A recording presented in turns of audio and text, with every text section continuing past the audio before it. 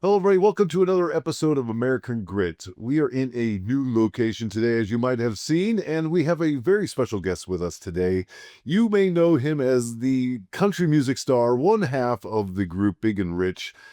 It's John Rich, everybody, and we're at his location here in Nashville, Tennessee. He's been wonderful enough to invite us into his lovely home. We've been spending the morning here today getting to look around this incredible place and, all the history that is on the walls. You are a writer, a singer, a man of many trades and tricks and talents. And a fan of your brand. And a fan of Grown Got it on right now. You've probably seen this shirt before. I've got several, but yeah, Grunt Style is my go-to t-shirts. That is right, and we are happy that you are chosen to wear this fine brand as that shirt of choice. Love your company, love what you guys stand for, and the product speaks for itself, man, or I wouldn't wear it. I can promise you that. There you go. Now, you fancy yourself as a staunch patriot, and that's a word today in America that is, being tied with a lot of stupid things, nationalism, and things of that nature. I'm an old school patriot. I grew up in the 80s when you loved your country and it was the cool thing to do and it was right. And, flags are hanging out on every door and, things in America is changing a little bit. But your patriotism is still strong to this day. What drives your patriotism and love for country? So I grew up in a double-wide trailer, Amarillo, Texas, up in the panhandle of Texas. I have a high school diploma, and that's it. And the right to life, liberty, and the pursuit of happiness, like every other American does. And the way I was raised, my dad is a preacher, so he started preaching at 19 years old. He preached in, still does, prisons, street ministry, mission work. I mean, going to places in the world people don't go, and still does that to this day. And he taught me from a young age. He said, John Daniel is what he called me. Use my middle name like your dad will. He said, there's no limit to what you can do in this country. We're free in this country, thanks to men like my daddy, talking about my grandpa. And he said, you just remember that. You think big and work hard, you just never know what might happen.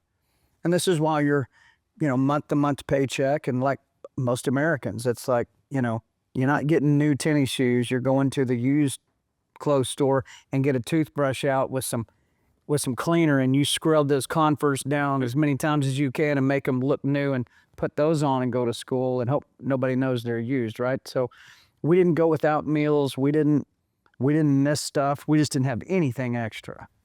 And, when you grow up like that, and then you get out here and you start really chasing your American dream and it actually starts to work, you start thinking, man, can you imagine all the people around the world today that have the same capacity I have, but because they're not Americans and they don't have inalienable rights like life, liberty, and the pursuit of happiness, they will never, ever be able to exhaust their potential, ever. Yeah. Somewhere in the world right now, there's a guy who could sing me under the table. I mean, work me under the table. I promise you he's out there.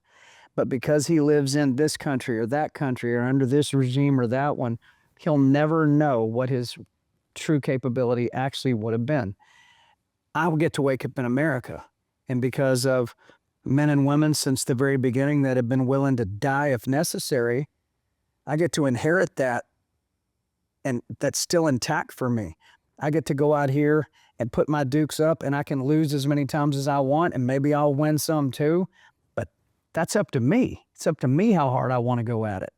And that's all due to the sacrifice and service of the military. Mm-hmm. So knowing that from a young age and then living through my life and recognizing that every single day, it's why you see some of the stuff in my house that you see. I have made it a point to try to serve the people who have served our country. Do something for them other than a pat on the back, other than thank you for your service, thank you for your sacrifice, something that actually would mean something to them. And as a dad, I think one of the greatest things you could do for another adult, if they've got kids, is to help their kids. Yeah. I mean, if you wanted to say something to me, hey, John, if anything ever happened to you, man, what would you want me to do? I'd say, make sure my kids are all right. Wouldn't you say the same? Same. Yeah. Any mom or dad would say that if if they're a real mom and dad and love their kids. So we've looked for ways to do that now for a very long period of time. And I will live as a patriot. I will die as a patriot. Yeah, yeah. And you mentioned something there that I think is pretty important. I'd love to hear more about it. Is this idea of here in America we get the opportunity to fail every day. Every day, it's part of this experience of the American dream. Right? You hear people. I've heard it, the last 5 years a lot. Like, well, the American dream is out of reach. You can't buy a home anymore. You can't do this. You can't do that. I can't get a good job. I can't support myself. How am I supposed to support this on this wage? Yada, yada, yada. But, I sit back and I think about those things, and there might be some truth to that. But at the same time, like, what happened to the days of, like, going out and getting it, right? Of putting it all on the line, and without knowing what the outcome is going to be, and you're just going to go out and try to win the day. It seems like that attitude is on the it's in the back. It's like it's behind us. Well, so people are complaining that I can't go buy the house I want. You said that correctly. You can't afford to buy the house you want. Not that you can't afford to buy a house. Right. You can't get the one that you want. Okay. I promise you, my dad did not want to be in a double wide trailer, but that's what he could afford at the time, and that's where we lived, and I'm just fine. I turned out just fine. Okay. I have fond memories of living there. Sure. But my dad worked 3 or 4 or 5 jobs. He was a night watchman at Amarillo National Bank. He sold cars. He gave guitar lessons. He slopped hogs on the weekend. I know because I did it with him. And saved his money and was a smart guy. And eventually, we didn't live in a double wide anymore. We got a house on a concrete foundation, brand spanking new, on 10 acres of land on the edge of Amarillo, Texas, when I was 13 years old. That's the house he wanted in the beginning, but he couldn't get that house, so he got the house he could afford. Americans, I think in the past couple of decades are misreading what the Declaration of Independence says. It doesn't say you have the right to be happy. It says you have the right to pursue happiness. You have the right to pursue it. And if you look up the definition of pursue, it means to be in motion. That means happiness is a moving target. I mean, let's go down that thought process for a minute. Happiness is a moving target. What made you and I bet you, if I say this, you'll agree. What made us happy in our 20s is not what made us happy in our 30s and 40s and so on and so forth. And that's true for me. What my definition of happiness is now is very different than what it was in my 20s and 30s when I was just full-blown music. A #1 song made me happy back then. Yeah. Selling 1 million records made me real happy back. Getting that plaque on the wall, I mean, that's what I was going for. Yeah. Man, I don't really care about that now. It's totally different. So Americans have to adjust the way they think and go, hey, I have the right to pursue happiness, not the right to be happy. In that one sentence, man, I think you can pretty much put America into 2 groups with that. The ones who think they got a right to have anything they want, and the ones that just want you to get the hell out of their way and let them go try to earn it. Yeah. Yeah. And, I think, I certainly would like to see more of the latter than more of the former. In the dynamics of our country today, seem to be on its head, right? In a lot of respects, we look at the cultural aspects of things. We look at, the socioeconomics of all these crazy things that make up the American experience. But at the end of the day, it's like, it seems like we just gave up this idea of hard work. Like I grew up in the 80s.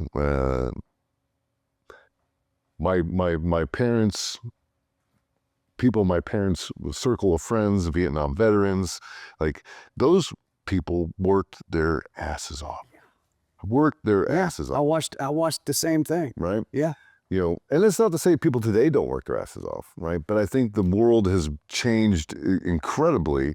The demands, the subjectiveness of happiness have changed. The indexes, that has been measured across the United States of what happiness truly is Yeah, what is fundamentally it? different. Most of those people, if you asked them what is happiness, they wouldn't even know how to answer that No. question. They don't even know what it would be if they had it. Right. I mean, and a lot of it is, you know, but yeah, based on how much money is in your bank account. Yeah, Right. that's mainly what they would base it on, probably. And I think we've lost our way, when that is the measurement of our success is, the ones and zeros in our bank account that mean relatively nothing to our. There were happy Americans during the Great Depression. Right. There were still people that were happy. Yeah. And they didn't have two nickels rubbed together, and they were laying brick streets for 10 cents a day and building Hoover Dam and whatever they were doing. But they went home, and there's the family, and they sit around, play a little music, and go back to work. And they were happy people back then. One thing that human beings that don't work hard and don't go out and try to accomplish something, and even if they fail at it, you know what they miss by not going after it? They miss that self-worth that comes from the attempt, that I had enough in me to at least go for it, or to be really tired at the end of the day, but look back and go, yeah, but look what I got done today. I'm gonna go to sleep. I'm gonna get up, and here I come again. There's an integrity a self-respect and self-integrity that gets built up when you live like that. That even if you don't have the dollars in the bank account that you hope to someday have, even if you failed at what it is you were going after, even if all those things happen, you are an intact person. Human beings were not created to sit around and cross their fingers and hope something great's going to happen. Right. They just weren't. Right. And so I think that attitude has been drilled into a lot of the young people for the past probably 30 years that, hey, if you don't get what you want, go throw a brick through a window. Yeah. I mean, we're seeing, I can't imagine ever looting a store. I just can't even imagine that. But here's people doing stuff like that in America, and I look at them and go, these are people that have no self-worth, no self-esteem. They have not accomplished anything. They do not work hard.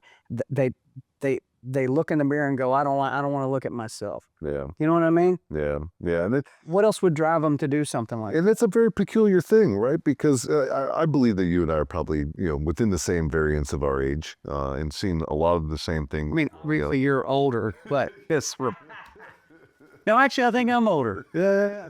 It's my devilishly Irish looks that keeps me looking younger. But I'm actually 60. No, I'm just kidding. Oh, wow. Yeah. All right. Red light, right? Red light machine. That's it. But growing up in that time period, like it was, you only read about the riots of the 60s, right? And what was going on during that time period with civil rights and things of that nature. And that was such a distant memory, that you're reading it in history books. Is like, did this really even happen? Yeah. You're a young kid. And now we're, here we are, I'm, in my mid 40s, and I'm watching, 3-4 years ago, cities being burned down, in the summertime. We've got some circumstances now that's happening within our country, where, the National Guard is being called out. And it seems like we are repeating a lot of things again in our country that are just, it just seems unnecessary that we find ourselves in this position that we are fragmented, right? When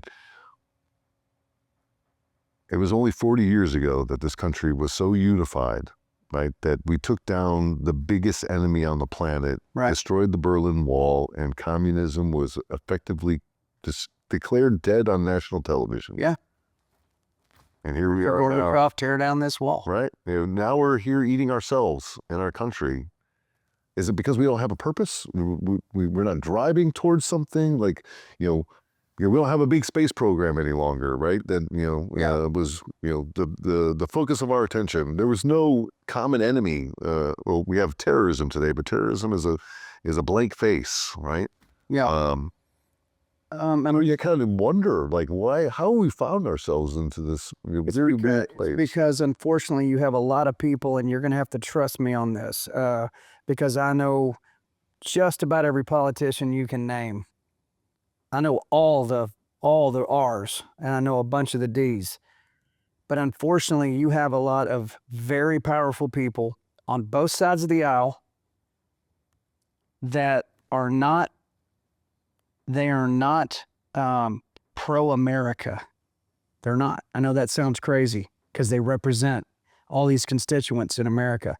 They are not. They are pro-globalist.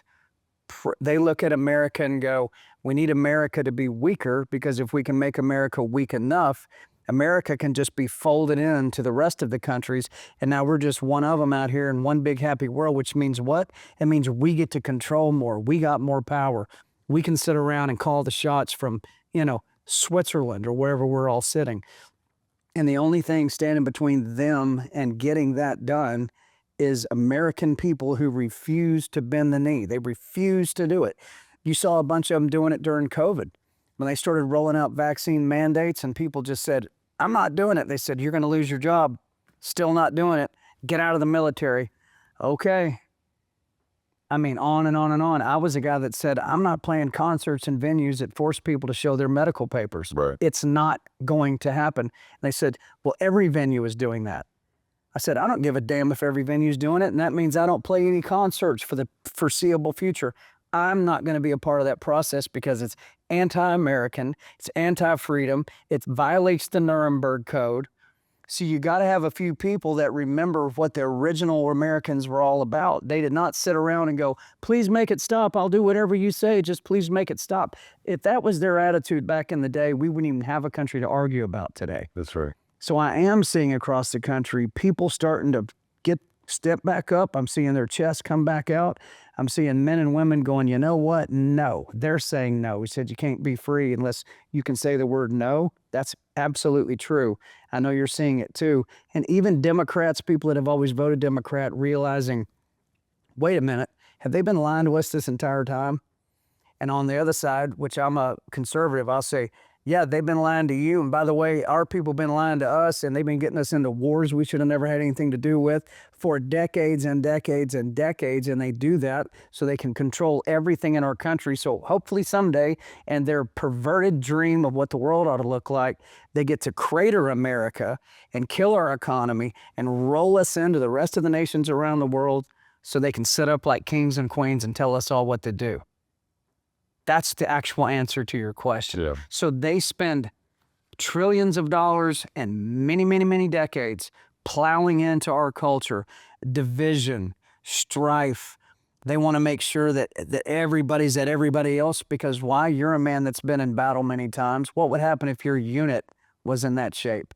If you guys were all at odds with each other and you had to go in and do something, would that be a good situation? Yeah, Probably not. No. That ineffective. Yeah, it would definitely hurt the outcome.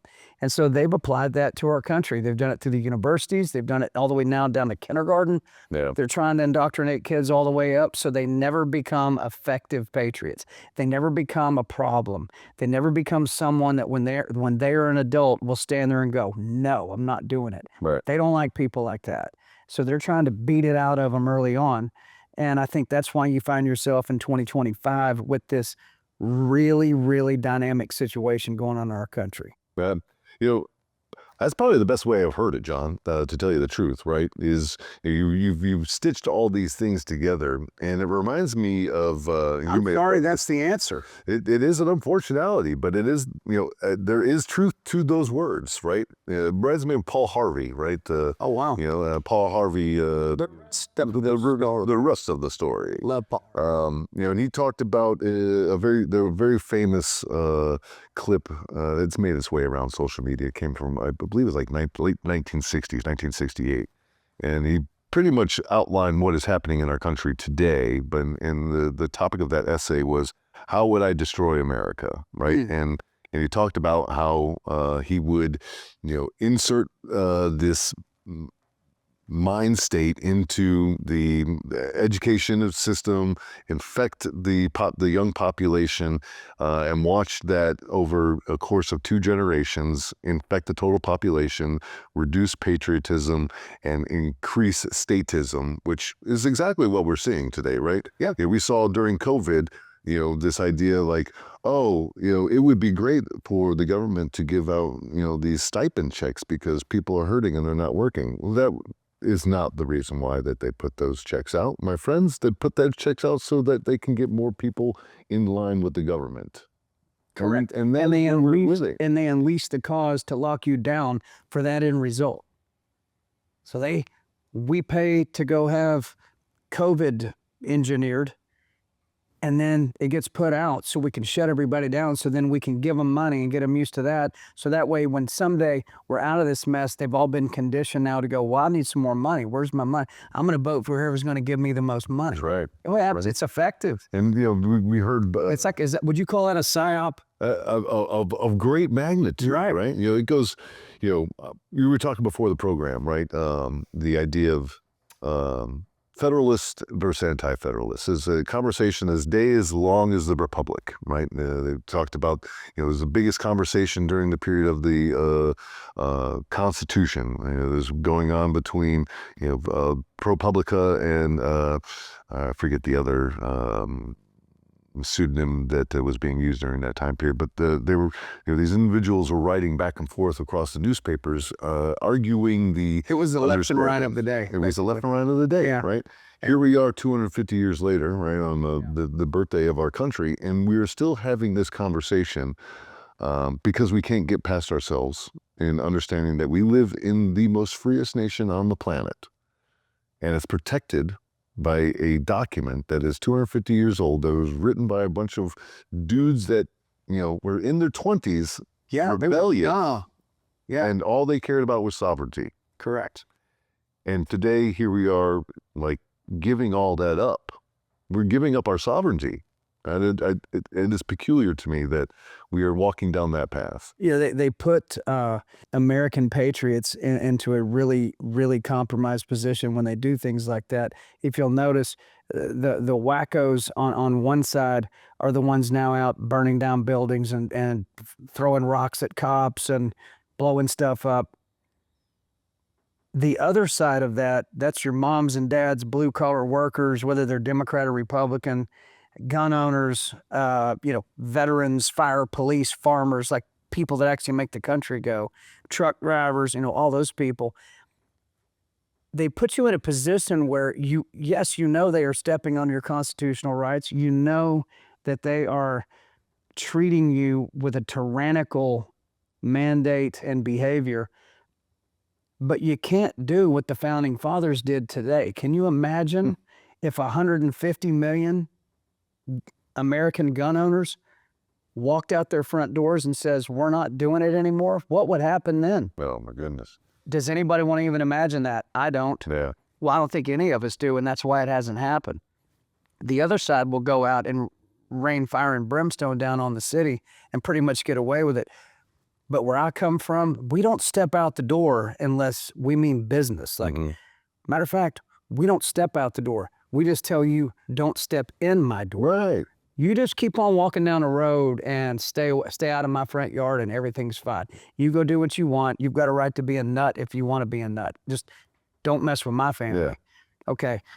So I'm not really sure what you expect Americans to do that are the ones I'm describing when they realize that they are under a tyrannical regime and that their constitutional rights are being stepped on. Yeah. Right? Nobody ever did it. Did you ever see anybody, let's call them conservatives, patriots, whatever, did you ever see anybody load up a whole neighborhood full of guys and girls with guns and go down to D.C. and stand down there with a bunch of rifles and say we're going to go find... Saw it in the movies. Say we're going to go find Fauci? Right. Did you ever see that happen? Never. No. You never saw that happen. And I don't think you ever would. I think the only thing that would cause that to happen would be an actual enemy invasion of the United States. Yeah. Then you'd see it happen. Yeah. But I don't think we would ever do that, even to the neighbor that we disagree with the most. We just would never engage them that way. So it's a really interesting dynamic, way different than it was, say, in the 1700s when those guys were around. At that point, England's coming in and they're like, you're invading our country. They had to do it. Yeah. So I'm curious how a soldier views that. Like, what is the general public supposed to do? Especially when they realize that most of their politicians are, by the way, in favor of this bad stuff, no matter what they say on TV. I mean, that's the crazy. What do you do then? Right? I sit back and think about this. I guess you vote in Trump, right, and try to get somebody like that to tear the whole damn thing down. And then you get labeled as like some sort of enemy of the state because you want to see a different outcome, but because their outcome means that you have to tear the system down. If the state has declared itself an enemy of you, I mean, then you are an enemy of right? that. I mean, it's clearly in the documents, right? Where it's clearly in the when the government has overreached itself, or When it's reached a point where it is ungovernable, it right? jumped the shark, right? And I think by no stretch of the imagination am I saying we're anywhere near these things. I don't think you are either. But I think we are playing with fire. We've seen drops of it though. That vaccine mandate. Unbelievable. Wow, man. I mean, that is about as Xi Jinping as you're going to get. No shit right there, right? Like, I've been thinking my entire life, like, we'd be living through the period of flying cars, not my government trying to kill me. Yeah, forcing you to do something against your will in violation of the Nuremberg Code, PS. Right. Which is only a page and a half long. If you haven't read that, go read it. Go look up the Nuremberg Code and read that. And the very first paragraph says, you cannot coerce, threaten, put under duress, and all these words to force someone to take an experimental medical procedure. You cannot do it. It only took 6 million Jews to die for that to be put into what paper. Just happened to us? If you don't take this, you can't open your business. If you don't do this, you're going to lose your job. If you don't take this, you can't go to school. If you don't do this, you can't do that. I mean, it was you take it or we're going to wreck your life. Yeah. Well, I would call that coercion. I would call that duress. I would call that a threat. I would call it all those things because that's exactly what it was. And honestly, the only good byproduct of the vaccine mandate and the whole COVID thing that I can think of is that it woke up so many Americans to who is actually in control of things. Because you just wouldn't even believe a story that crazy. If you told us, oh man, if you told us in even the year 2000, 2015, that this is going to happen, that your government is going to force you to take something they've never tested and jam it in your arm. And if you don't, you won't be able to work, travel, or do anything. Defend your country. Nothing. Yeah, they're going to kick you out of the military. We just said, my God, what's going to happen in 2020? Yeah. I remember it's like sci-fi. My son graduated Navy boot camp during that time period. Okay. And I refused to vaccinate myself. Yeah. And they would not let me onto the Naval Station Great Lakes to watch my son graduate. To see it. I did not get to see him. I had to watch it through a video feed at the Airbnb house. Oh, come on. Right. And I was infuriated. Right. I lost my aunt died during that time period. I wasn't allowed to see her. She died alone in her room, like so many other Americans. Yeah. Like the dignity that the Americans lost during that time period should be enough to drive people mad. It's quite a comment on the lack of humanity that the people in charge at that time actually had. They have no humanity. Yeah. Only for themselves. Not for you. That's right. You know, one thing I like about Trump, I think, and I've known him a long time, long before he ever ran for president, is I watched him many, many times walk up to the most lowly man in the room. Maybe it's the guy holding the door. Maybe it's the guy that's cleaning the ashtrays out, and walk up and put his hand on their shoulder and go, how you doing? Are you like working in my hotel? Yes, sir, Mr. Trump. Are people treating you nice? Yes, sir, Mr. Trump. Well, you're doing a great job, and pat them on the back, stick a $100 bill in their pocket, and walk off. Like, he actually has humanity about him. He cares about people. Yeah. I have a theory, and I'd be curious to understand your thoughts of this. Okay. So, I'm a big fan of the person Donald Trump. Sure. I've read all of his writings. Yeah. And what has been peculiar to me over the last 10, 15 years. Have you met him, by the way? I met him personally. I worked with him on his first campaign. I was up in Fort Riley for the campaign. Oh yeah. Which was absolutely incredible.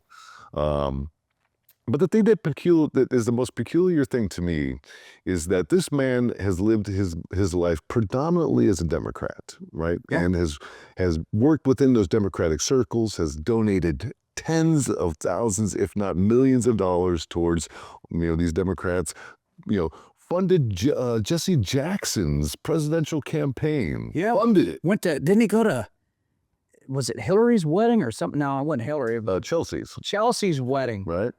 very close to the Clinton I family. mean, that's just right? like, what? But the minute the man runs on the Republican ticket, Yes. which he said, right? And again, this is another thing that people don't understand. Like, he was involved in Reagan's cabinet, right? And when asked in the early 80s if he would ever run for president, what would he do? He said, if I ran for president, I'd run for president as a Republican. And what did he end up doing? He ran for president as a Republican and won handsomely, right? And started really addressing the things that this country really needed. And then the hordes, like all the people that he made famous, funded, put it into the right positions, all turned the backs on him and started saying he's racist, he's this, he's that, he's all these things. Democrat Trump gets invited to Chelsea's wedding. Republican Trump is Hitler. Right. Same guy. Right. Exactly. Like that, to me, screams like, okay, so there is a legitimate opposition in this government, right, that is actively trying to keep regular Americans from leading the people. That is absolutely true. Promise you. I mean, if you want to know who Trump really is, like the big picture of who he is, the way I view him is, do we consider the system to be evil? When I say the system, I mean the whole thing. I mean the left, the right, the way all that thing works, the uniparty, all that stuff, the corporations, the way they come in, all the manipulation, the system of what America is it inherently evil on a lot of levels? My answer is yes, it is. Well, when the whole system hates this guy, hates Trump, that means he's an enemy of the system. And the system, in my mind, is evil and does not have my best interest. So that means he's not part of the system by default. So he is not part of this. And that's why they've tried to kill him. They've tried to put him in jail. They've tried to do everything they can do to this guy, and he just keeps coming. But all those regular Americans you're talking about that they don't want to ever see hold political office or anything like that, that's who put him back in the White House. All of them showed up. And a bunch of them that never thought they'd ever do it, but they got woke up during COVID. And they got woke up when they saw them dragging Trump off and getting mug shots of him and going, wait a minute, what are you doing now? That woke a lot of people up. The vaccine mandate woke a lot of people up. Pain is an interesting alarm clock, isn't it? Yeah, certainly. It's the ultimate alarm clock.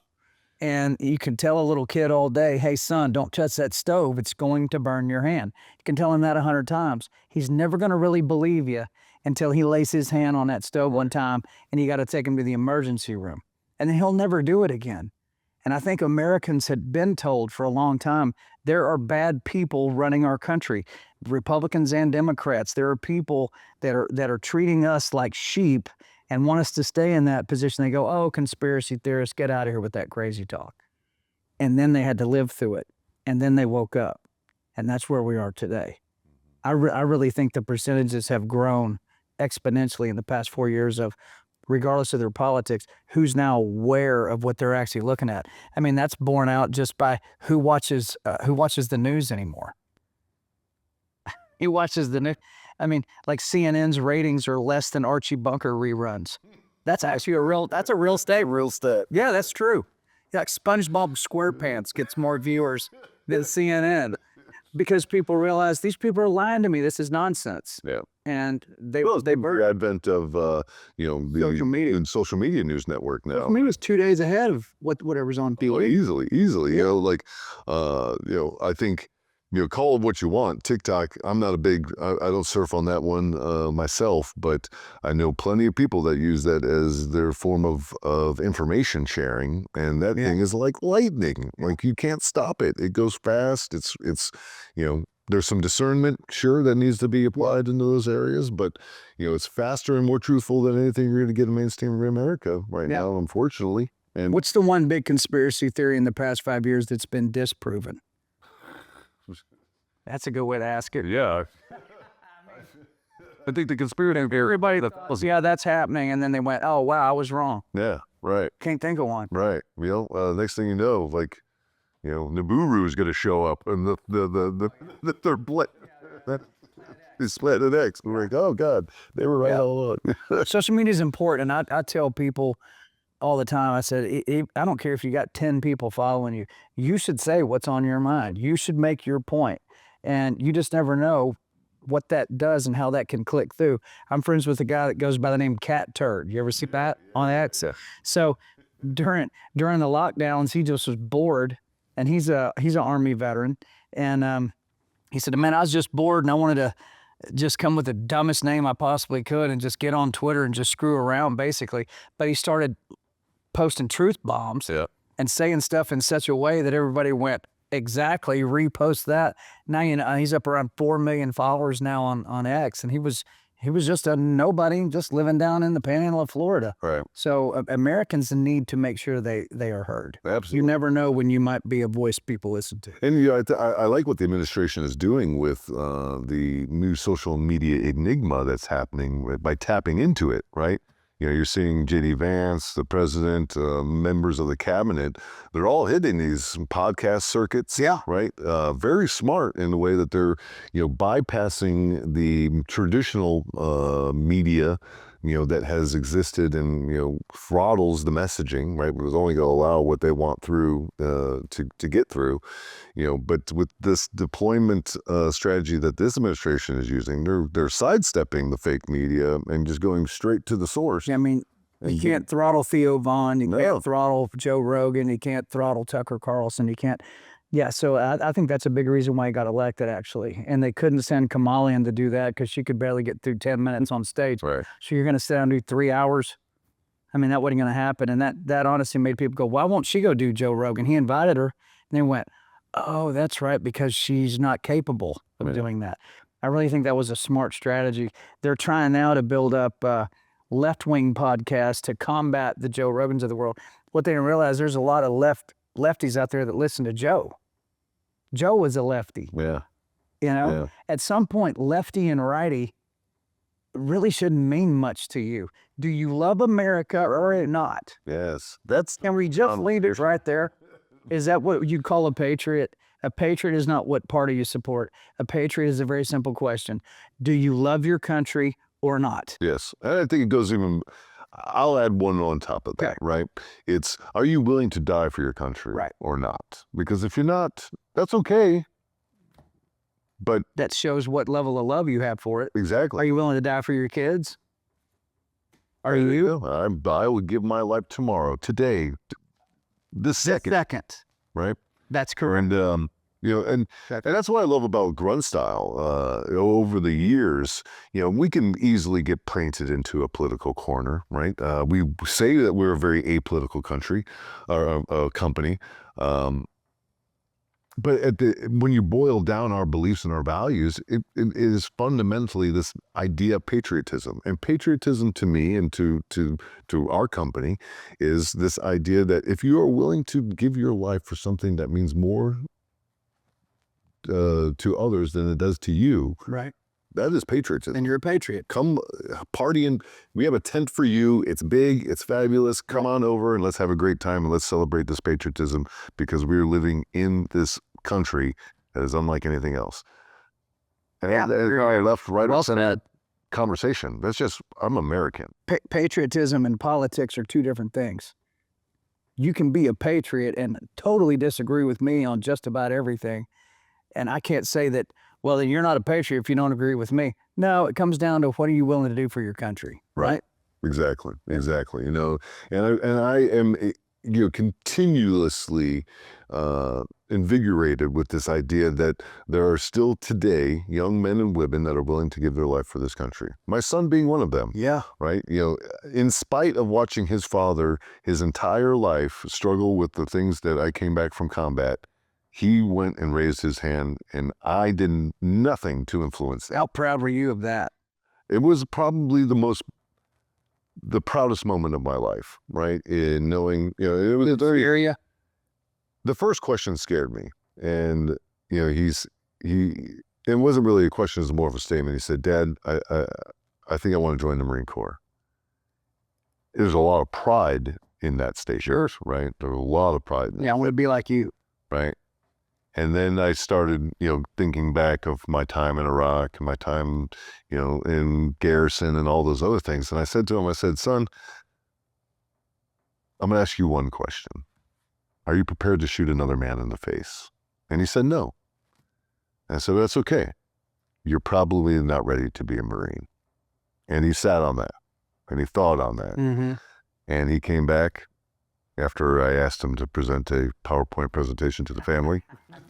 I did. They were great. Good. But he used to work for me too. He used to work in the marketing department. So it isn't out of the ordinary for him. I'm going to need a PowerPoint presentation on why you want to join the military. But he came back and said, Dad, I think I want to join the Navy. I said, okay. And he gave me a very well thought out reason behind that. And I was like, well, it sounds like you put some great thought behind this and you have your decision. Go off and do it. Like, I endorse you. Like this is great.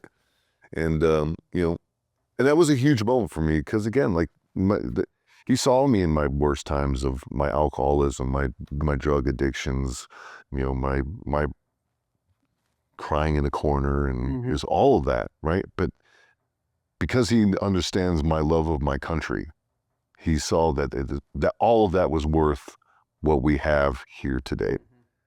And if that was what he walked away with, then I think I did my job as a veteran. I would say 100% you did. Man, so right now he's active duty. I think you said he's out on the Nimitz. That's right. Yeah. That's a big boat. That's a big boat, and he's doing great things, and I'm more than proud. I don't even know what to say about that, but but again, like this is one part of one story of one family in America, right? And there are plenty of families that today that share that same patriotism, that share the same fire that's in your belly, and it's just watching this country turn from what we all know it can be, right? What it can be. I think the only way they're ever going to fully wake up is to come really, really, really close to losing it. Yeah. And I hate that we even have to say that because that's human nature, man. It's human nature. There's take it for granted, take it for granted, take it for granted. I mean, the husband that won't apologize to his wife until she packs the suitcase and walks out the door. Yeah. And then he realizes, I can't live like that. Please come back. Please come back. Okay. And maybe she will. Yeah. Maybe she won't. But when you take freedom for granted and when you let wicked people run your country and when you refuse to push them out and you keep going down that path long enough and you refuse to push back against universities, you refuse to call out the teachers that are indoctrinating your kids, and you line up when the government tells you to do something and you do it like a good little sheep and you continue to be that way for long enough, you are going to either lose it or you're going to get really close to losing it. And it wouldn't be the worst thing in the world, even though it'd be extremely painful, for America to have some type of a, that moment where they put the paddles and they rub them together like that and they wham and they slam you with something that your whole body reacts to it. You would think 9/11 would have been something like that, and I think it was for a minute. Yeah. But then we go off out here and George W. Bush lies to the whole world and says, we got weapons of mass destruction, and he didn't. And how many of those vets have I met at my concerts? And you know all of them. That infuriates me. See, that's another thing about being a patriot. You better be calling out your own people. If you see somebody, they lied to this country, they lied to you, they're not who they say to be. Like Lindsey Graham, for instance, is one of my least favorite human beings on earth, and he is a long-sitting senator from the state of South Carolina, right?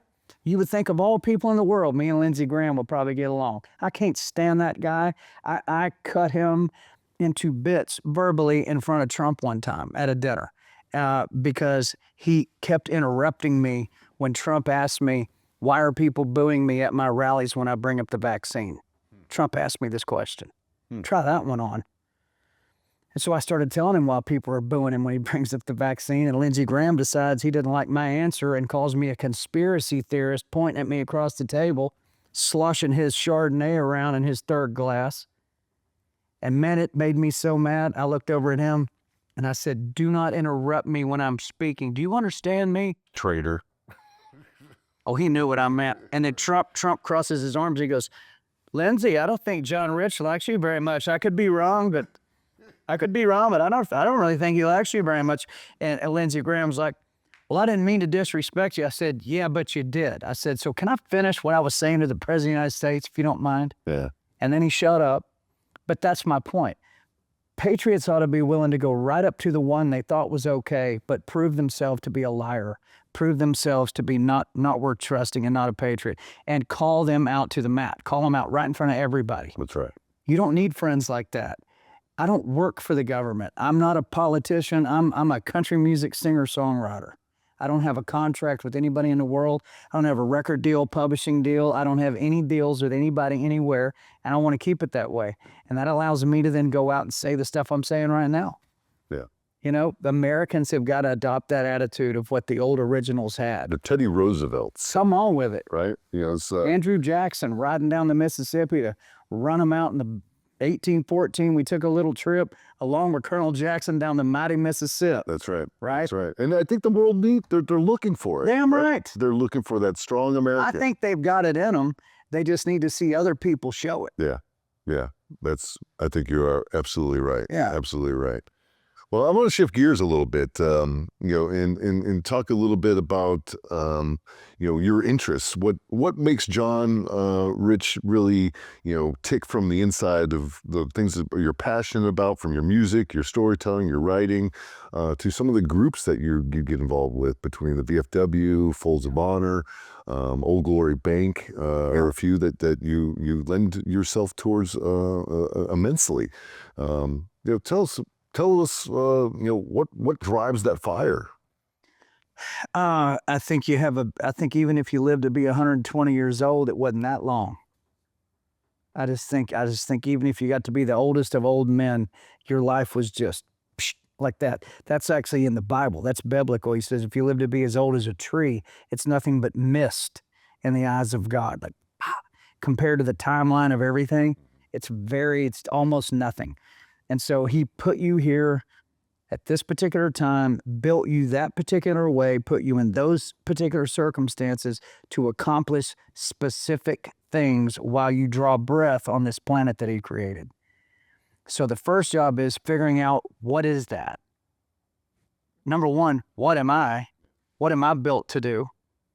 What is my purpose? Number two, where do I direct that after I've identified it and sharpened it and made it as good as I can make myself? How do I apply that? And then number three, what can I do that will outlive me? Well, music is one thing. Love making music. Obviously, I don't have any more fun in the world than when I'm writing a new song or singing a song to people and having a good time doing that. And what's cool about songs is they live forever. So long, are we still listening to Elvis? Yeah, man. Are we still listening to, yeah, we're going to listen to it forever. So people will be hearing stuff that I wrote forever. So I look at writing a song as that's a pretty big responsibility and challenge, because I got a blank sheet of paper and a pencil, and I can put anything I want to on that piece of paper. It's the ultimate freedom that a person can have. And nobody may ever hear it. Most of the time they don't. But you never know when you write something down on that piece of paper that changes your life, could change other people's lives. If you think about a pencil and a blank sheet of paper, the Constitution started out as blank paper until inspired men put the pen to it. The pages of the Bible, just blank paper till somebody was inspired and wrote down those words. That's the Bible. Songs are that way. Speeches have been that way. Somebody had to write, Mr. Gorbachev, tear down this wall. Somebody came up with that line, and it worked. So I view my music and my songwriting through that lens. So spent many, many, many years right out of high school doing nothing but that. But I think once my kids were born and I started going, you know what, there's got to be more to it than just hanging another plaque on the wall. I mean, that's pretty shallow. What does that even mean? They're all going to go in a closet someday when I'm gone, if not a dumpster. Somebody's going to go, who is this guy? I never heard of him. Bang. That's what'll be left of that plaque. I thought, what can I do for people that will outlive me and simultaneously be somewhat of a template for my two sons who are 13 and 15? How do I want them to come at life with whatever their skill set is? Well, I look at people that need things. For instance, you mentioned VFW. So VFW came to me and said, we've got a real problem going on. I said, what is it? They said, we've got many billions and billions and billions of dollars of unclaimed money for our veterans. I said, why is it unclaimed?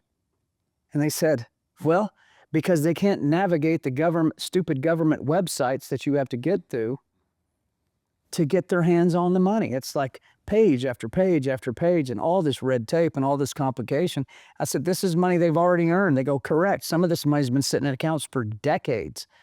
And maybe the man that served passed away and his little wife, his little widow wife is trying to figure this out because she can barely buy groceries.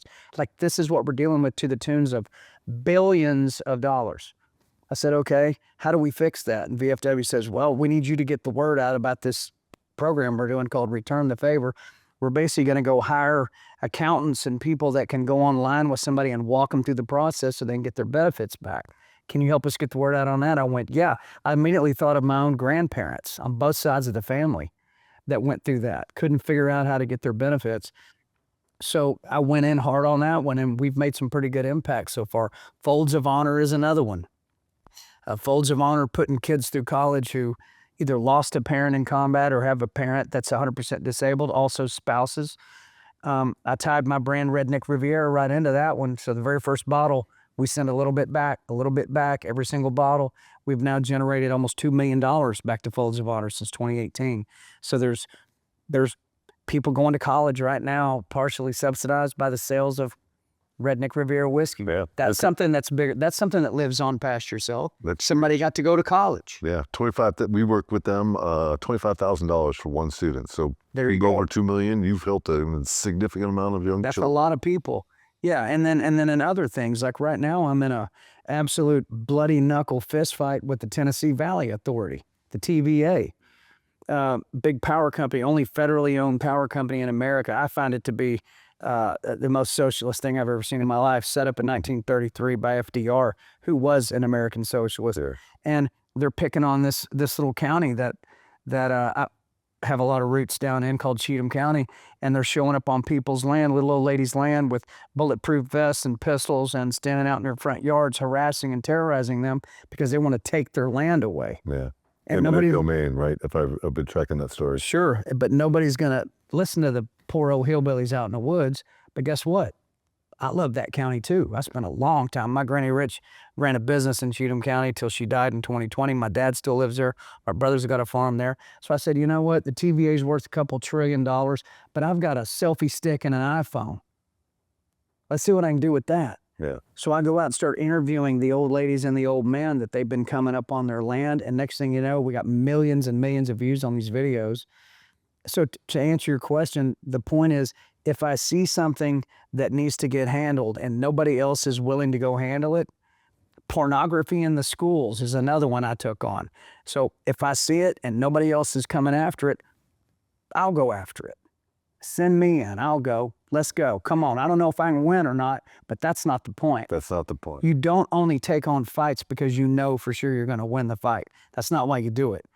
You do it because nobody else will do it, and somebody needs to go up and bloody this guy's nose, bloody this company's nose, or this situation's nose, right? John, that's why you take it on? That's why you take it on, right? You know, not because you know you're going to win. Right. Damn winning, right? It's about... what does that even mean? Yeah, right? That's subjective, right? What is the goals of a win are subjective. You know, listening to what you're talking about reminds me of my childhood, man. And, you know, I think my childhood shaped a lot of the things that, you know, I put my attention onto these days in my adult life. And a lot of it had to do with, and this is not something I share with a lot of people, those in my close circle know this, but like, I would say up until my time of leaving and joining the Marine Corps, I got bullied, I got beat up. Like, it was a very bad situation. I wouldn't have guessed that. Yeah, I mean, I didn't expect that. Yeah. Right? And I think that was one of, besides my grandfather's influence, one of the main reasons why I joined the Marine Corps, because I didn't want to get beat up ever again. And when I joined the Marine Corps, I never got beat up ever again. Right. And I ended up started, you know, and we talked about this previously, is I started beating up the bad people. Right. And going after all the bad people and watching the bullies and all those and standing in front of those people. And I find myself doing that now as an adult, probably more so, you know, getting involved in some of these like big government battles and taking on politicians. Like, Never in my life would I have ever expected myself to be doing that. And, there's been some long nights with my wife that I've been crying in the, in the privacy of my own home because I'm afraid of the things that I've been getting myself into because I'm exposing myself so much Right. into this machine that has just chewed people up over the years and spit them out like Yeah. with no regard. And it sounds like you're the exact same type of person that I'm you're going to jump force into that you fight. to have to deal with this, Yeah. right?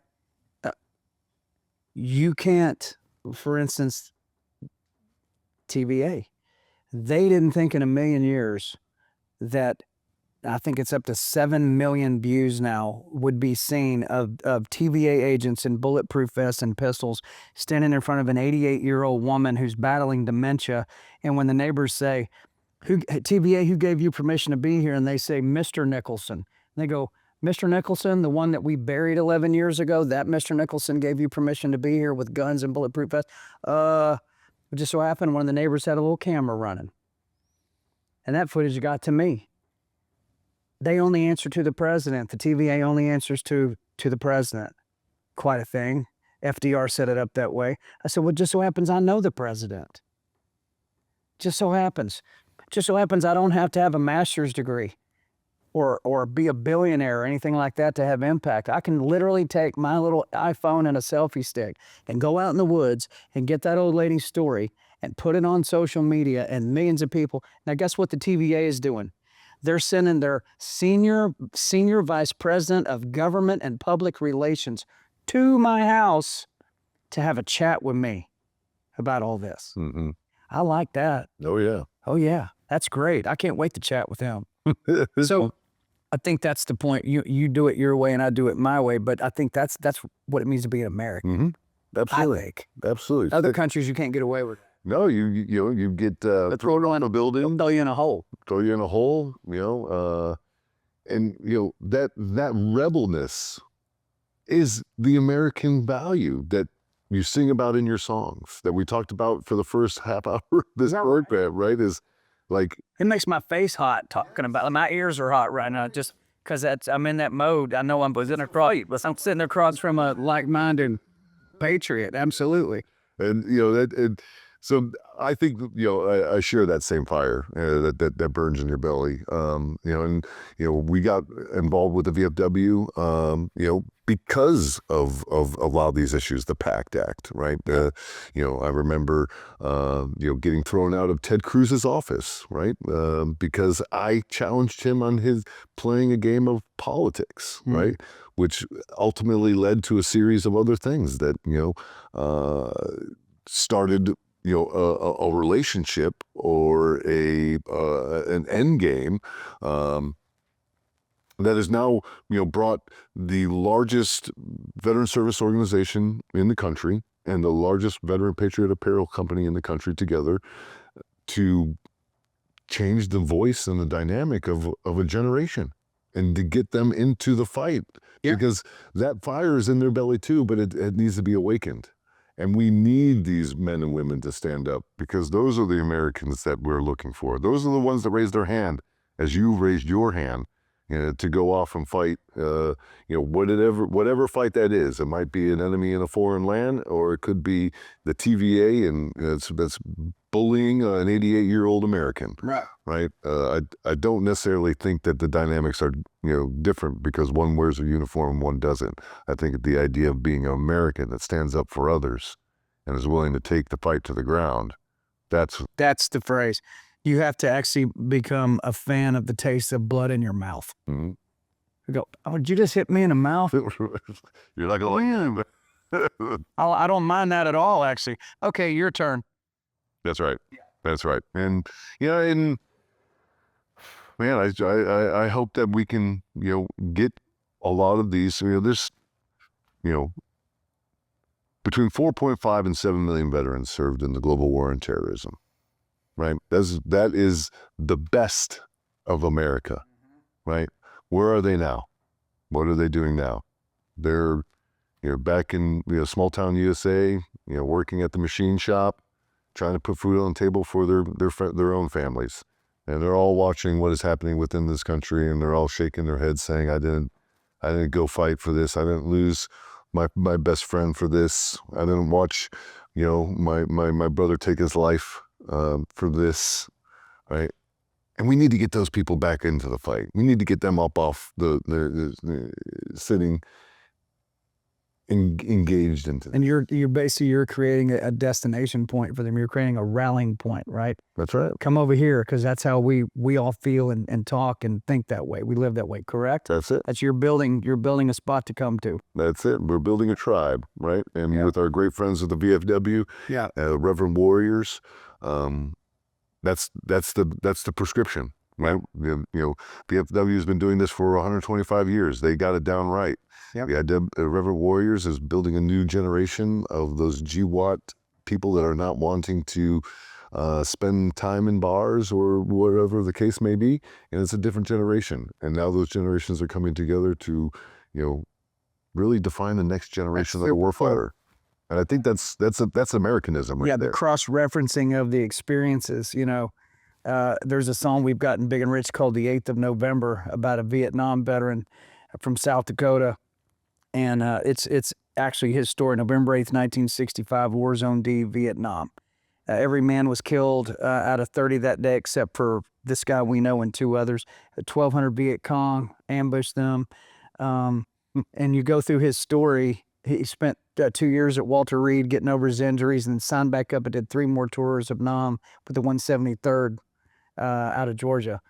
Now lives in South Dakota. Long white ponytail, Grateful Dead tattoos, looks like a Vietnam vet.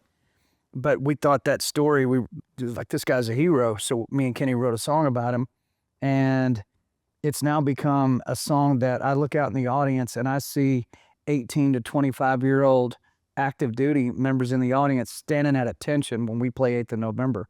Not because they were in Vietnam, but because the experience of what the song is talking about it's the same experience, whether it's World War II. I've seen 100-year-old World War II vets salute that song. Yeah, So music, what you're doing is kind of what I do with music. I try to create things that people can come to and go, yes, that's how I feel. That's why I crank that up. And they look around and go, you like that too? It's like an identifier. Yes. Amongst people, and it's important. And whatever your role is in this life, you should look to be a person like that. Yeah.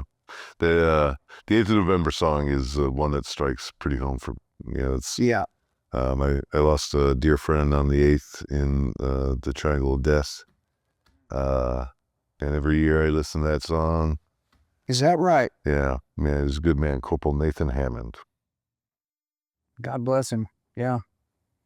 I didn't know that, but you and I are just now getting to know each other. That's right. But see, that's a story.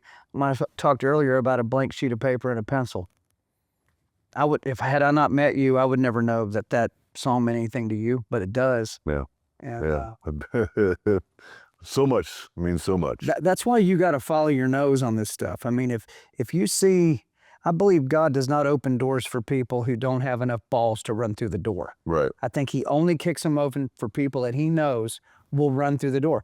You don't know if there's a pot of gold on the other side of the door, or a hand grenade with the pin pulled on it, or a bottomless pit full of snakes. You don't know what's on the other side of the door. All you know is he kicked it open. That means you run through it. Yeah. Whatever that means. If it could be a good thing, could be a challenge, could tear you off. Bold through the risk takers. Be bold. Right. Yeah, be bold in your life. That's right. And I think about that a lot is, you get, if you think about it in its totality, right? We're an organism living on a spinning mud ball flying through the cosmos at 100-some thousand miles an hour, right? And you get one chance on this thing. Right. One chance. Now that one chance is filled with many, many failures and a few successes, right? But you get ultimately one chance on that. And, I think that there are, we lose sight of that. Is not just Americans, but it's people in general. Like, you have all these things that are happening in your life, that just drill down and, create these enormous stresses. And the next thing you know, you're so inwardly facing that you've forgotten about your neighbors, your loved ones, and life starts looking incredibly different. And I think that's kind of where we've gotten ourselves as a country for probably the last 20 years. Is we've looked at the wrong things, and People have kind of siloed themselves. we've siloed ourselves. Right? My next door neighbor over here, trust me, we don't have the same signs in our yard, but I like her. I like her just fine. Matter of fact, when we have a big snowstorm, we go over there first and salt her driveway first. She's a little bit older. We go make sure she's taken care of first. My sons are like, "You get along with her all right?" I went, "Yeah, I get along with her. She's my neighbor. She's an older lady. She needs her driveway salted." Well, she had that sign in her yard. I said, she still needs her driveway salted. And so we're going to go over and salt her driveway. And again, to me, that's the kind of American I want to be. I'm not looking to hurt you. Matter of fact, if we can find something we agree on, even if it's one thing, let's just talk about that. Yeah. Baseball, both my boys play baseball, and I remember sitting there. This was when this last election was just red hot, and all this back and forth in the culture. And I'm sitting there, and I'm watching my son get up to swing, and I'm going, "Come on, man, get on base, get on base. Maybe he'll knock it over the fence this time. Come on, come on, come on." Well, then the other team gets up, and I noticed the guy down at the other end sitting around the corner by that dugout, and he's wearing like a Biden-Harris t-shirt, blue hair and the whole thing. And his son is out there playing. And I looked at that guy and I went, and he's going like this. He's got that look. And I went, that guy feels exactly, verbatim how I was feeling 5 minutes ago. We have that in common. So when the game's over, I said, "Man, your kid did a great job." And I'm wearing like a Trump shirt, and he looked at me and I said, "Great job, man." I said, "We'll get you next time," because his team actually won. Yeah. And he looked at me like he couldn't believe that just happened. But I think we should look for those moments in our country to, if they got a flat tire, pull over and fix their flat tire, salt their driveway, tell them good job on the game. Like, show them that we do have things in common in this country. We actually do. People think there's no way to ever bring people back together. You just got to focus on the things that we do see the same. Oh yeah, for sure, for sure. I mean, we are neighbors first before we are anything, right? Right. You might need that neighbor at some point. That's right. That's right. Yeah. Spirituality. Are you a spiritual man? Oh, I talk to him every day. Yep. Yeah, he had every reason in the world to take me out many times in my life. And thank goodness he didn't, kept giving me chance after chance. What God will do to you is, if he really cares about you, he'll slap you hard enough to where it almost takes you out, and then he lets you, and then he'll give you another shot. Yeah. It's like being a dad. I don't want my kid to play in the street. If he keeps playing in the street, I'm going to have to do something he ain't going to like, but it's a lot better than getting hit by a car. Right. So, if God is our father and I am my son's father, you can pretty much look at it like this. However I feel about my son, however much I love my son, however much I would discipline my son because I want him to turn out to be great, however much patience I would have. Of course, God does it perfectly. We do it imperfectly. That's how he looks at us. So when I became a dad, I thought that is an incredible thing to consider, that's how God thinks about me, is the way I think about my son, except he's just absolutely perfect with it. I mean, it's the same thing. Like it says, we're created in the image of God. Okay, well, is God limitless? Yes. And I'm created in his image. Correct. That means as a human being, even though you are limited, you're created in the image of him who is not limited. You should approach this life you're given here on earth as though you are limitless. Because if you approach it that way, he's going to look at you and go, "I think if I kick this next door open, that sucker might actually run through it. Let's see what he does." Bang. And if you run through that one, he'll go, "All right, kick open a bigger door, kick open 3 at once this time." I really think that's how he operates. And I've seen both sides of that coin with me personally, where he's shut all the doors, and then I've seen him open them for me as well. So, I mean, that's numero uno to me, is my relationship with him. Yeah. When you notice the doors being closed, I'm curious because it's happened in my life as well. Yeah. What was happening in your life during that time period? Oh, I mean, just completely consumed with myself. Yeah. Number one, if I wanted to do it, I did it. And I didn't care what anybody had to say about it, including him. And, I believe it's First Timothy. It says, people who know the truth and reject it will be punished 10 times worse than people who never knew the truth to begin with. Like, if you know what's true and you know what's right and you're not doing it, he's going to whack you, man, hard. And he won't give you infinite chances, by the way. He just won't. If you don't know what's right from wrong, you weren't raised well and you just whatever, he's going to peck at you a little bit different. But like I said, I told you about my dad. You know who that man is? He did 36 Mardi Gras in a row. My dad went down to the French Quarter with the guitar around his neck, singing gospel songs to the gay pride parades, coming by, throwing stuff at him, spitting on other people, the whole thing. And he just kept going and kept going 36 years in a row. And I said, Dad, why would you stand there and take that? On top of the fact, that's a pretty dangerous situation to be in. He said, because about 1 out of 100 of them would stop and ask me what I was talking about, and then I'd have my chance. Mm-hmm. He was like, if you want to talk about snipers, he was waiting for that shot. Yeah. When the shot showed itself, he took it and he'd move in, and he's got hundreds of stories of people that got turned around that went down to Mardi Gras. Yeah. Yeah. That's incredible. That's incredible. I know that's not normally topics on this podcast, but I think it's important for people to I think it is, speak that way. I think You're the so. believer, say you are, and if you're not, that's fine too. I hope you become one someday. Yeah. The only reason you were allowed to exist in the first place. Right. And I've had a very interesting relationship with spirituality and the higher power, if it's God, whatever it is, right? I was raised Catholic. Did all the things, was an altar boy, even wanted to be a priest at one point. But then, life changed, saw combat, saw what the humans can do in their most ugliest moments to each other. And I lost my spirituality, for a long period of time. And unfortunately, it wasn't until I did a bunch of psychedelics that I was able to, revisit that relationship and look at my spirituality in a completely different way.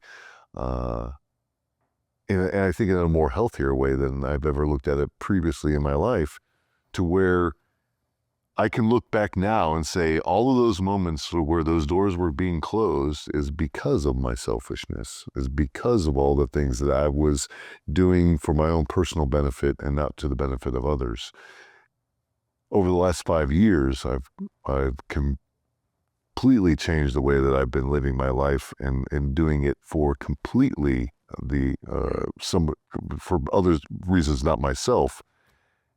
And the world has changed incredibly, almost like two different lives. It's 2 different lives. Like if there is something to be said about living and doing for others, and how that is a bounty in your own life. What Jesus Christ did, that's all he did. He lived for others, and then he died for others. Yeah. I mean, Jesus Christ was not crucified because he did something bad or hurt somebody. He was crucified for what he said. He said things that the people in power did not like him saying, including in the religious world. They didn't like it either. Yeah. And you think about what he did. He allowed his own creation to torture him to death. Yeah. He allowed his own creation to murder him for us. And so when you think about that and go, I mean, it's hard to get around that. You won't find another religion where that's the story. Yeah. Does not exist. Only him. And for me, that's my boss. And he's as real as a heart attack. I can promise you. On the soft side and on the hard side. And it is a driving factor in my confidence to go out here and accomplish whatever his will is, whatever he puts in front of me and makes me pay attention to it. I go, oh, you want me to go do that now? I didn't think about that. I go, you sure about that? Okay. And then I suit up and let's go and follow, do everything you can. Doesn't guarantee you're going to win it, but he pointed it out to me and said, I don't like that. You're the guy to go knock a hole in that. Go knock a hole in it, John. I go, yes, sir. And you go. And that's how I live my life. That might sound wild to people listening to this podcast right now, but that is absolutely how it goes for me. Yeah, I don't disagree with it at all. I mean, but the last 5 years of my life has shown me that explicitly. Yeah. And maybe it's now that I'm in a different place in my life that I'm able to receive those messages. I don't know. Yeah, well, listen, the thief on the cross, a lot of religions, most all of them actually, teach that the only way you're going to get to heaven is by doing good works. You have to earn your way in. Yeah. You have to always do this and always do that and always show up here and always, always, always follow this protocol. And if you do it perfectly enough, you'll earn your way into heaven. Well, the story of the thief on the cross, do you know the story? Vaguely For familiar. Jesus is being crucified, he's in the middle. This is on a trash heap called Golgotha. This is where they threw all the dead animals and the trash and everything that was in the city. A trash heap, a landfill. A burn. He's hanging in the middle. He's got one on the left, one on the right. They're both being crucified because of horrible things that they did. Who knows? Probably murderers, rapists. I don't know what they did, but it was bad because that was the worst punishment that the Romans could give you back then. And they got Jesus hanging in the middle, and one guy on one side is cursing at Jesus, like blaspheming him, making fun of him, like in his dying moments. That's how he's spending his time. And then the one on the other side, we know he was a thief. And so they call him the thief on the cross. And the thief looked over at Jesus and he said, I believe you are the Son of God. And Jesus looked over at him and he said, today I'll see you in heaven. And then the thief on the cross died. The reason I tell you the story is the thief on the cross did not come off the cross and then go do a bunch of good works and help a bunch of people and make amends for being a thief and all the other bad things he had done. No, he just simply said, I believe you are who you say. He believed in him. Yeah. And then he died, and then he went to heaven. So religion to me, I don't like it. I don't like big church buildings. I don't like people telling me that I got to come to them to talk to the boss. I don't have to go to anybody to talk to him. I can talk to him right now. Mm-hmm. I can talk to him anytime I want to. I don't need another dirty human being in between me and God. So I don't like that. I'm not a fan of religion. I don't belong to a church. When you ask, what about your spiritual side? Well, man, we are spirits. We just live in these things for a little while. Yeah. This ain't really me and that ain't really you. The realist just has to be caged in this thing for a very short period of time. Even if it's a century, it's still pretty short. And then when this thing dies, poosh, we take off. The realist takes off. And that's an exciting thing to think about. That's a whole new adventure. Oh, it's like, I think then we really enter the ball game Right. at that point. Yeah. Absolutely. That was fun, man. Thanks for asking me that question. Oh yeah, again, as I've gotten older, like my curiosity of other people's spirituality is becoming more curious in my own understanding. To your point, spirituality versus religion are two different things, right? I am in the same boat as you. Like I am not an organized religion man. No. But my spirituality is profound, and there's nobody here in material form that could tell me otherwise. That's good to hear. What I've seen is not real. Like, Understood. With you Redneck Riviera, you've got a lot of different products that you're involved in. I was in the bourbon game for a minute, and turning 10, 20, 30,000 cases is no easy thing. You've got a very awesome business going there and contributing back to things that matter for you. How do you manage all of the businesses on top of the music career, and not miss baseball and games? not miss baseball games? Because you've got 40 gigs next year, bro. That's right. I think the main thing is if you're an entrepreneur out there, I think most Americans are entrepreneurial by nature. that they just know that, and you just never know if I go at it, something could happen. That's why Shark Tank is a hit show. Right. One thing is to make sure you put really good people around you. Like, get people around you that are better than you are, because nobody's great at everything. Yeah. You're good at the one thing you're good at. That's fine. That's good for me. I'll just be good at that. I know I'm not good at these 3 things. I need those people to come in. So my team, got him TJ McDaniel down in Arkansas, absolute champ. I mean, there's not anything this guy will not take head on, even if he's not really sure he knows how to do it. He'll figure it out. You know guys like that I'll just figure it out. What's the target? I go, it's down there. He goes, I've never hit that target. I go, well, it needs to get hit. Can you hit it? Give me a couple of days, and he'll hit the target, and we'll get it done. I think the give back scenario to the brands I work with, the brand I own, Redneck Riviera, is a big deal. I think Americans appreciate it. I use American glass. I use American corks. I keep it all like that. I keep it affordable, where people that, like the ones that I grew up with that are paycheck to paycheck, can still get it. It's not going to hurt them to go get that. And just try to have fun and do the right thing at the same time. I think that's the balance you're looking for. Have fun and do the right thing at the same time. If you can figure out how to do that, like you're doing that with Grunt Style, man, that's a sweet marriage. That's a good day every day when you're doing it that way. Yeah. I agree. And sometimes, like I never, if you would have asked Tim, 10, 15 years ago, what would life be like today? Like, I would have painted a completely different picture, because, like, one, I didn't have really high aspirations for where I was going in my life at that time to begin with. We've been through a meat grinder.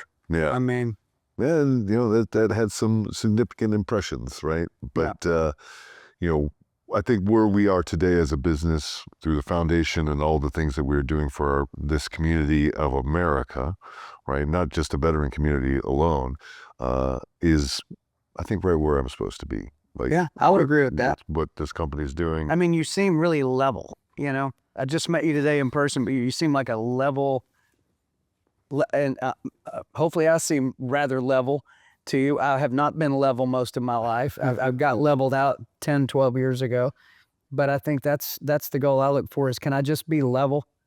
Yeah, sure, there's dynamics and whatever, but most of the time I just kind of like to be level. That's right. I like it when the lawnmower is cutting all the grass at the same height. Exactly. Yeah. Because it looks so good when I turn my head and go, look at that. Right. So to be proud about, right? Yeah. Absolutely. Well, John, I think we've covered a lot of topics. We have some great conversation. I think our viewers are going to see a little bit of John Rich that's different than what they might have expected. Anything else you would want to share with the viewers of the American Grit that we just talked about? Yeah. Well, number one, I'm glad you came and made the trip. I know you don't like it leaving your family like I don't like leaving mine, so I appreciate you making that trip. I would just say to people out there watching that, if you've served our country and sacrificed for our country, the gratitude we have is absolutely legit. And there's a lot of people like me in this country that feel that way. We're raising our kids to feel that way, whether they serve in the military or don't. We got your back. We will continue to look for ways to support you, to help you, and to hopefully everything I do, from the songs I write to the things that I promote and push, you will always know that I got your back and I appreciate you. And if you're having trouble out there with some of the things you've gone through, there are people that can help you. There's people that have been through it too, and reach out to them. And we need to keep you around. I look at our veterans in this country as the most critical part of our population. They are the ones that understand it more than anyone. They're the ones who have sacrificed more than anyone. And God forbid anything really big ever happen in this country, we're going to need you again. And we would follow you. The old civilians like me would go, tell me where to go, man. Tell me what you need done. We'd have your back just like that. So thank you very much for your sacrifice and service. Well, John, I want to say thank you from all of us at Grunt Style, our friends at the VFW. That we couldn't have done this without. I hope I get a free T-shirt out of this deal Hey, at some point. there might be something else though there, and I would love to help you on the TVA aspect because there's nothing more that I love that a good. They would love to see a United States Marine coming up in there. Because you know what offends me the most is a heavily armed man pushing around an 88-year-old Grant. Does that not bother you just a little bit? That seems un-American to me. That seems very FDR 1933. Yeah. Yeah, so I'm going to do everything I can to derail them. I'm hoping to not have to go to the president and tell him about this, but if I do, I will. And when I tell him the story that I told you, he's not going to like that story very much. So I'm hoping we can fix this before I have to bother him. He's trying to detangle World War III and potential insurrections in the country right now. So I'd kind of like to leave him alone. But yeah, man, I'd call on you anytime to help me with that. Right on. Well, we're willing and able, my friend. Willing and able. Appreciate it. So all my friends out there watching American Grit, this has been another fantastic segment with another fantastic guest that is all American and doing wonderful things to spread patriotism and our love of country. And my friends, that is what the prescription that is necessary for today. And hope that you spread this word, share, participate, and go get yourself some of these great products. Get some great whiskey, bourbon, listen to some great music. RedneckRiviera.com. The whole thing's there. We'd love to have you visit. And there you have it, my friends. So from us to you, there's another episode of American Grit. My name is Tim Jensen with our special guest, John Rich. From beautiful Nashville, Tennessee. Until next time, my friends, we'll see you soon. Be kind to one another and wash those stinking hands.